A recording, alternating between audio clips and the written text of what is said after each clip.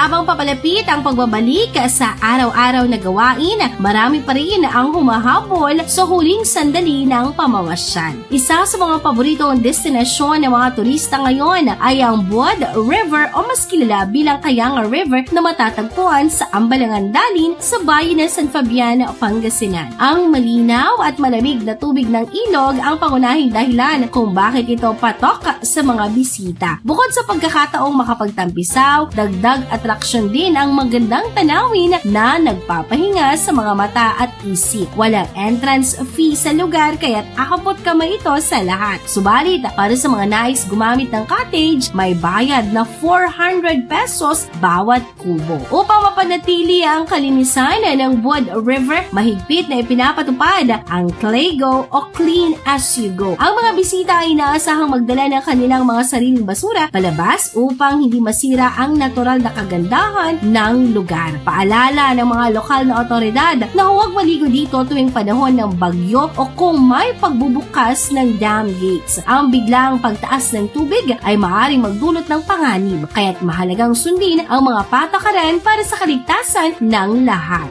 Yan ang ating good news for today. Ako si Idol Tita Ronnie Tataka, IFM.